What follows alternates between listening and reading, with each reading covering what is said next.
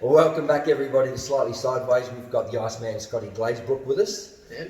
I just wanted to quickly say a couple of thanks to our sponsors, A Steel Powder Coaters, South Coast Skips, Cash for Containers, Sutton Motorsport, My Race Setup, Williamson Motorsport, Avalon Group, and Mark Nelson for some grub while we're talking. So thank you to all those guys that help us, because we need them to do some travelling too and pay for some things that we do. So now, when we spoke in that first session, we're sort of just getting towards the end of Claremont.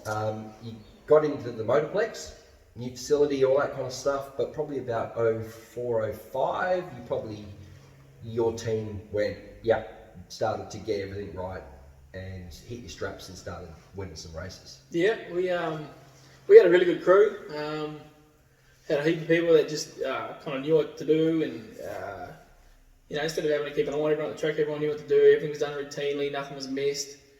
We updated our engine program, so we got Steve Smith involved from over in Newcastle. He started building. He builds a Hawk engine. Okay. Dad purchased a couple of them for us to run. Yep. Ultra reliable, heaps of horsepower. We started spending money in the right areas, and we had a good crew behind us. We had, I think, in the early days we had Chris, a good mate of mine. Dean was always on the tyres. Jody was there doing all sorts. My mum. Yeah, you had a big team. I mean, when you walked past, there was 7, 8 of everybody there doing their things. Even like someone's taking photos to make sure that the media thing was getting done, and everyone had their role. Which that was not, I wouldn't say rare in those days, but it wasn't common. Yeah, and it gave us an advantage, and we ended up getting some results from it. So really lucky that everything worked out. Everything worked really well and ran smoothly. So, yeah.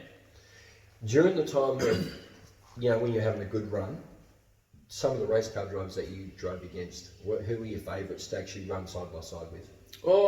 When we travelled a bit, I guess Mark Brown was pretty good. Neville was good locally. I didn't really get to race against Neville much over East or anything like that. But yeah, it's always good to run with Brownie when we're over East, stuff like that. He's a hard charger, and you knew if you pulled a heat with him, it was going to be arms up the whole way, sort of thing. But he gave you room, and I think that's what you really respect about another driver. Yeah. You told me a little story about Brownie, I remember, so you might want to share that. Brownie. Is that the wheel packing? No? Over in New Zealand? Over in New Zealand, yeah. We I managed to, Steve Smith asked me to drive his car over in New Zealand back in about 2002, and we were lucky enough. I did 3 race meetings basically waiting for a while. Adam Clark was coming back from America to race. Anyway, on the 4th or the 5th race meeting, I wasn't racing, and Brownie got asked to do the parachute drop-in for the big, ceremony and all this sort of stuff at the start of the meeting. And anyway, his car owner, Brad Dan, asked me to drive his car for wheel packing just to warm the motor up. Yeah. And anyway, that was a pretty cool buzz for me, because I got to drive, my opposition's car and that sort of stuff. And Mark Brown's a pretty big thing too, so. Oh, definitely. Yeah, it was good. That's pretty much just good fun, bit of banter in it, and had a bit of a joke about it afterwards. It was good. That's a cool little story. Those are the things that people don't hear and don't see behind the scenes. They sit in the stands and get their hot dog and a drink, and they don't see all that. Don't know about it, yeah. We like to get some of those little. I've got another good one for you. Yep, please go ahead. Floor's yours. So, second year of racing, we went up to the national title in Bacchus March, and it was a massive event. Pits was stacked full of cars, and being sort of new to the scene. I was hoping to make the A-main and that sort of stuff, but sort of had our doubts. We're trying hard. Anyway, ended up, had a good race in the B-main. I come through, and I think I was at 2nd or 3rd reserve, I was 3rd or 4th, so I was 1st or 2nd reserve for the A-main. And I had a chat with Neville Lance before he went out for, I think, the top 8 dash or something like that. And he said, "How'd you end up?" And I said, not too good. I'm 2nd reserve, I think, Nev. And he just looked up at me and had this big grin on his face. He goes, I'll see what I can do for you in the first couple of laps. But yeah, knock a couple out for you so you can get in. Bit of banter, yeah, it's good. It's good luck now. He's got a real dry sense of humour. Yeah, absolutely. Talking about with racing and stuff, did you have any superstitions or routines that you had, like on race day, that you're like, I wear, some people wear certain socks or jocks or put their helmet, they've only got certain tear-offs. What was yours? Everyone has something. No clothing superstition, but on race day was always a quiet day for me. I'd either try and be home early, like if we were loading up at the shop, or if I was working, make sure I had a couple of hours sleep, eat well, And Eat well as in like pasta and pasta yeah. the night before, that sort of stuff. But if I always found better if I had about 2 hours sleep before I went racing. It was the best thing for me. Is that right? You could actually sleep during the day Yeah. before you race that night? Yeah, and I spoke to a few people, Wow. like, even like Brett Sartori and stuff. I asked him what's the best thing, and he used to say the same thing: just sleep as much as you can. Save it all for the track. Yeah. I don't think I could. I'd be, I would be hard to sleep the night before. I would have thought, because you're so pumped up and trying to visualise, this, that, and but you can, relax and go to sleep during the day. That's marvellous. I think the most important thing to me is just to be calm, so you can take it all in and make sure you do everything right. For me, if I get too pumped up or too excited, I start missing stuff. Okay. Yeah. Now, your beautiful wife Kelly has been there for a long time. I'm not going to ask you how long. How long? Yeah. Is it? She's still young, so yeah. I'll keep that. That's points for me. But how have you guys dealt with all the racing side of it? It's a tough deal. Like when you put a family through like all that, she must really love it too. Yeah, she does. She's from a racing family. Like her brother's won Dimmick. So she's been around motocross and go-karts and speedway all her life. I've actually met her at Pibra Lake. So yeah, she's been behind me the whole way through, when I was racing for Dad or other teams, or even when we owned the car ourselves, which was more of a strain in our family, I guess, more than anything. But she loves it. She likes being a part of it. Likes getting dirty. She's still down there now, helping out with Alfie's car, getting in amongst it, helping with his safety gear and make sure the car's all right and that sort of stuff. So. And even the kids now, they get in behind it. They love it. So I guess some people might look at it as drag your kids around the speedway, but the kids enjoy it, so it's good. If the kids are happy, everyone's happy. Especially if mum's happy, everyone's happy. Yeah, that's it.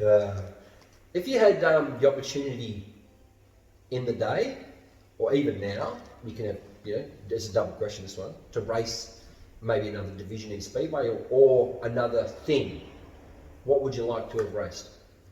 That's a tough one.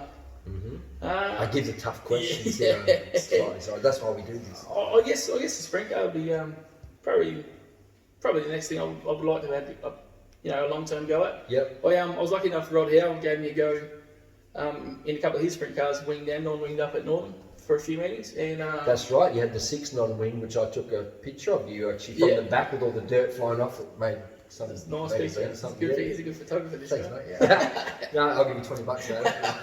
But I remember that. And that was a big thing then when you ran the non-wing. Because obviously Northern was you going through the process of that.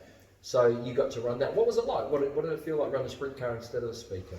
It's great. Like the motors and those things are obviously faster, but they're a lot smoother. Having the wing makes a massive difference on a wing car. Like ridiculous. I think the first time I turned in was mowing across the infield sort of thing. Take back up a bit and have another go. But I was lucky enough. Like Rod Howe gave me a go, and even Rob Watson, they gave us a go a couple of times at Ellenbrook. Yep. We did alright. I think it was like an all-in sprint car day. We were in. That's right. The Watson's Express all-in sprint car deals. Yeah. A couple of them up there. Because I've really only driven midgets, and the other flick in a sprint car. The sprint cars are just an animal with the way the wings turn you in. Yeah. So it takes a little bit more mindset to get run up on the top sort of thing. But yeah, I'd love to have it going. Yeah. Yeah. If that was the next thing I could have a crack at, but yeah, here's what it is. Okay. Would you ever jump in a sedan for a bit of fun? Because you see sometimes like that a sprint car driver jumps in a street stock and vice versa to have a bit of fun. Would you ever like to try to see this bloke up here like Oldfield, jump in a street stock and have a go? I'd love to. I don't think I've got as much talent as Oldfield when it comes to master of different divisions. But I had to go on his late model one night at a practice. Did you? You know about that? No. Tell us the story. This is what we. It's not a good story. Oh, it doesn't matter. Jamie, I'm still sorry. Does he still owe you money for the damage? Yeah, pretty much. Yeah. It was a Wednesday night, and I think Jamie had a commitment. He couldn't make it like the last race meeting of the season, and he rang me up. And we were mates. We used to race midgets together and that sort of stuff. Mm-hmm. And he had a bad crash in a midget Moplex. He's had a couple. He was very lucky. Yep. And he rang me up and he said, "Hey," he goes, "I can't make the last meeting. Do you want to run my car? I'll do the right thing. Take it down and practice." And we had three runs on the Wednesday night at the practice, and everything was going good. He goes, "I'm going to hook it up a bit more for you." So I said, "Yeah, all right, let's go." And anyway, long story short, I ended up bloody right in the front end of his car. I just destroyed it. It felt like a jerk. But Do you know how you did it? Was it something like the car just get a push and turn, like one, or you just overdid it? I think maybe just pushing too hard, too quick. Jamie tightened the car up, and the track was, going that way, wasn't getting slick. So, but I think I just stuffed up really. Sorry, Jamie. But like Jamie, he's a master. He can go from sprint cars. He was good in the midget. He beat me in the Low Matthews one night in the midget. I remember watching him go across the line just in front of me. But, that's why you raced for car, wasn't it? Payback. It was payback. Any thoughts of returning? I mean, I think you finished in about 2015. Yeah, somewhere around there. Yep. Obviously, lots changed since then. With your dad and money and kids and karting and all that. But would there be any thought of having another go in a speed car one day if the deal actually came about? Yeah, I'd love to. I'd have to race with someone. Work's busy, family life's busy. Yeah. I'm obviously not as fit as I used to be. I'd have to lose a bit of weight, but We all do. if the opportunity come up, I'd love to. I brought the car out, not this season. I guess we can still call it this season now with the coronavirus. Yeah, I don't know. The season before, I brought my car out and had a couple of runs, and it was good fun. But just I don't know, the time that I spent getting it to the track probably wasn't worth the bang for me on the night sort of thing. So I get kids and my wife Kelly. They're racing go-karts pretty hard now, so I spend most of my time just trying to keep them fast and competitive, which still gives me a buzz. And yeah, that would be because you have how many kids? I got 2. No, just 2. No, just 2. Yeah. Yeah, just 2. I got Brienne, so she's almost 16, and I got me young bloke Diesel. He's 11. Okay. So they're running dirt karts now with under the AIDCA banner. So and they're both having some success, which is good. That's great. So and Kelly, when she can, she races. Obviously, she's got to juggle too between work and racing. But we're just a bit of a racing family. Just cruise around with Speedway or go karts or watching other people race or go on the tracks. So they ever talk about maybe that's the track? Can we try that? Granddad and you.